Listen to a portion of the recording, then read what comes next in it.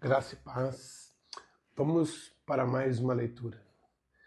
Em primeiro lugar, quero te agradecer por você estar aqui, junto comigo, tendo essa leitura diária e que o Espírito Santo possa estar nos revelando, através dessa leitura, aquilo que precisamos, aquilo que necessitamos. Amém? Deuteronômio, capítulo 11, do versículo 2 ao versículo 20. Lembre-se de que hoje não falo a seus filhos, que nunca experimentaram a disciplina do Senhor, seu Deus, nem viram a grandeza, a mão forte e o seu braço poderoso. Eles não viram os sinais e os atos poderosos que ele realizou no Egito contra o faraó e toda a sua terra. Não viram o que ele fez aos exércitos dos egípcios e a seus cavalos e carros de guerra, como ele os afogou no Mar Vermelho, enquanto perseguiam vocês.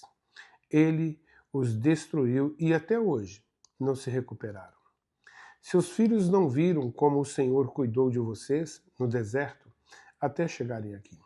Não viram o que ele fez a Datã e Abirão, filhos de Eliabe, descendente de Ruben, quando a terra abriu a boca no acampamento israelita e os engoliu junto com suas famílias, tendas e todos os seres vivos que pertenciam a eles.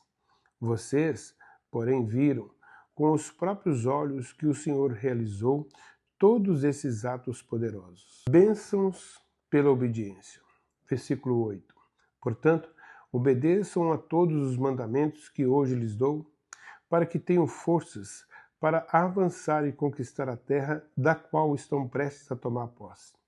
Se obedecerem, terão vida longa na terra que o Senhor jurou dar a seus antepassados e a vocês, os descendentes deles, uma terra que produz leite e mel com fartura. Pois a terra em que vocês estão prestes a entrar para tomar posse não é como a terra do Egito, de onde vocês vieram, e onde plantavam as sementes e faziam valas de irrigação com o pé, como uma horta. A terra da qual em breve tomarão posse é uma terra de montes e vales, com chuva em grande quantidade. Terra da qual o Senhor, seu Deus, cuida continuamente todo o ano.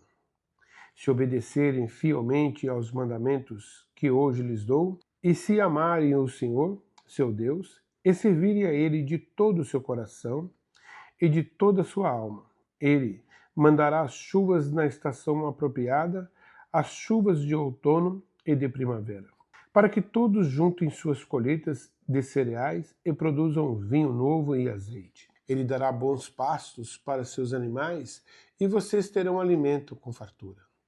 Mas tenham cuidado, não deixe seu coração ser enganado, levando-os a afastar-se do Senhor e a adorar outros deuses. Se o fizerem, a ira do Senhor se acenderá contra vocês. Ele fechará o céu e reterá a chuva, e a terra não produzirá suas colheitas.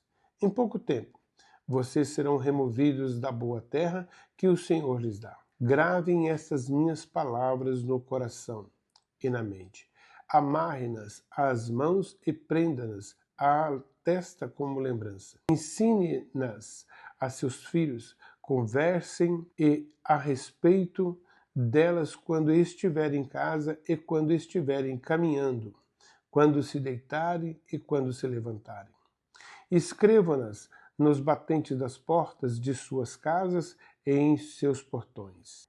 2 Samuel, capítulo 17. Golias desafia os israelitas. Os filisteus reuniram seu exército para a batalha e acamparam em Efes-Damim, entre Socó, em Judá, e Azeca. Em resposta, Saul reuniu as tropas israelitas perto do vale de Elá. Assim, os filisteus e os israelitas ficaram frente a frente, em colinas opostas, com o vale entre eles. Então Golias, um guerreiro filisteu de Gate, saiu das fileiras do exército filisteu. Ele tinha 2,90 m de altura.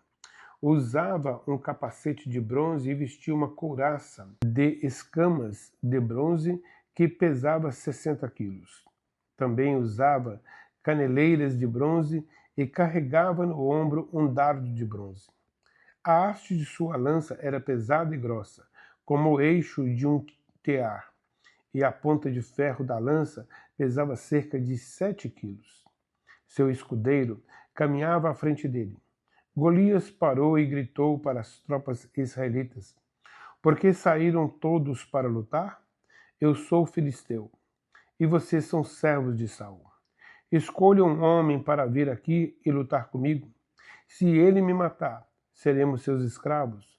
Mas se eu o matar, vocês serão nossos escravos. Desafio hoje os exércitos de Israel. Mande um homem para lutar comigo.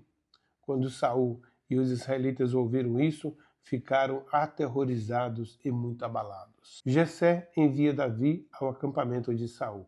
Davi era filho de Jessé, efrateu de Belém, na terra de Judá. Na época do rei Saul, Jessé já era idoso e tinha 8 filhos. Os 3 filhos mais velhos de Jessé, Eliabe, Abinadab e Semeia, haviam se alistado no exército de Saul para lutar contra os filisteus. Davi era o mais novo. Seus 3 irmãos mais velhos seguiam o exército de Saul, enquanto Davi ia e voltava para ajudar seu pai a cuidar das ovelhas em Belém. Durante 40 dias pela manhã e à tarde, o guerreiro filisteu se apresentava diante do exército israelita e o desafiava. Um dia, Jessé disse a Davi: Leve depressa para seus irmãos, que estão no acampamento, este cesto com grãos tostados e estes 10 pães. Leve também estes 10 queijos para o capitão deles. Veja como estão seus irmãos e traga notícias deles. Os irmãos de Davi estavam com Saul e o exército israelita no vale de Elá, lutando contra os filisteus. Davi deixou as ovelhas com outro pastor e na manhã seguinte partiu bem cedo com os presentes, como Jessé havia ordenado. Chegou ao acampamento quando o exército israelita saía para o campo de batalha com gritos de guerra. Logo, filisteus e israelitas estavam frente a frente, exército contra exército. Davi deixou suas coisas com o responsável pelos suprimentos e correu até a frente de batalha para saudar seus irmãos. Enquanto falava com eles, Golias, o guerreiro filisteu de Gate, saiu das fileiras do exército filisteu. Davi o ouviu gritar seu desafio habitual. Quando os israelitas viram Golias, começaram a fugir, apavorados. Vocês viram aquele homem? Perguntavam uns aos outros. Ele sai todos os dias para desafiar Israel. O rei ofereceu uma grande recompensa para quem o matar. Dará uma de suas filhas como esposa e isentará toda a família dele de pagar impostos. Então Davi perguntou aos soldados que estavam por perto: O que receberá o homem que matar esse filisteu e acabar com suas provocações contra Israel? Afinal de contas, quem é esse filisteu incircunciso para desafiar o exército dos Deus vivos? Os soldados repetiram o que tinha dito e confirmaram: Sim, essa será a recompensa para quem o matar. Quando Eliabe, irmão mais velho de Davi, o ouviu falando com os soldados, ficou furioso e perguntou: O que você está fazendo aqui? Não devia estar tomando conta daquelas poucas ovelhas? Conheço sua arrogância e suas más intenções. Você quer apenas ver a batalha. O que eu fiz agora? Disse Davi.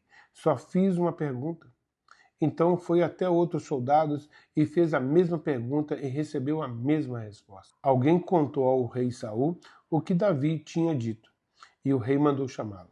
Davi mata Golias.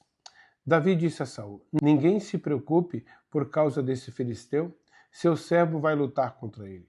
Saul respondeu: Você não conseguiria lutar contra esse filisteu e vencer?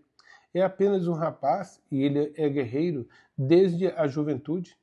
Davi, porém, insistiu: Tomo conta das ovelhas de meu pai, e quando um leão ou um urso aparece para levar um cordeiro do rebanho, vou atrás dele com meu cajado e tiro o cordeiro de sua boca.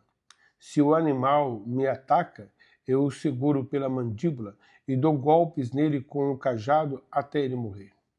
Fiz isso com o leão e o urso, e farei o mesmo com esse filisteu incircunciso, pois ele desafiou os exércitos de Deus vivo. E disse ainda: o Senhor que me livrou das garras do leão e do urso também me livrará desses filisteus. Por fim, Saul consentiu. Está bem. Então vá, disse, e que o Senhor esteja com você. Então Saul deu a Davi sua própria armadura, incluindo uma couraça e um capacete de bronze. Davi prendeu a espada sobre a armadura e tentou dar alguns passos, pois nunca tinha usado essas coisas. Não consigo andar com tudo isso, pois não estou acostumado, disse a Saul, e tirou a armadura. Pegou 5 pedras lisas de um riacho e as colocou em sua bolsa de pastor, armado apenas com seu cajado e sua funda. Foi enfrentar o filisteu. Golias, com seu escudeiro à frente, caminhava em direção a Davi. Rindo com desprezo do belo jovem ruivo, gritou para Davi: por acaso sou um cão para que você venha a mim com um pedaço de pau? E amaldiçoou Davi em nome de seus deuses. Venha cá e darei a sua carne às aves e aos animais selvagens, berrou Golias. Davi respondeu ao filisteu: você vem a mim com uma espada, uma lança e um dardo, mas eu vou enfrentá-lo em nome do Senhor dos Exércitos, o Deus dos exércitos de Israel, que você desafiou. Hoje o Senhor entregará você em minhas mãos, e eu o matarei e cortarei a sua cabeça. Então darei os cadáveres de seus homens às aves, aos animais selvagens, e o mundo todo saberá que há Deus em Israel.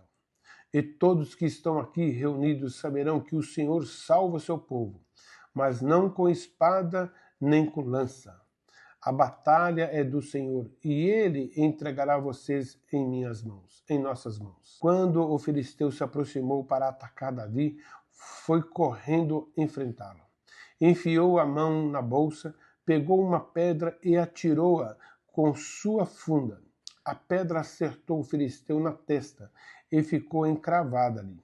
E Golias caiu com o rosto em terra. Assim, Davi venceu o filisteu e o matou com apenas uma funda e uma pedra, pois não tinha espada. Em seguida, correu até o filisteu, puxou da bainha a espada dele e a usou para matá-lo e cortar-lhe a cabeça. Israel derrota os filisteus. Quando os filisteus viram que seu melhor guerreiro estava morto, deram meia volta e fugiram. Os soldados de Israel e de Judá soltaram num forte grito de vitória e perseguiram os filisteus até Gate e até os portões de Ecrom. E os corpos dos filisteus mortos e feridos ficaram espalhados pelo caminho de Saarim até Gate e Ecrom. Então o exército israelita voltou e saqueou o acampamento abandonado dos filisteus. Davi levou a cabeça dos filisteus para Jerusalém, mas guardou as armas dele em sua própria tenda.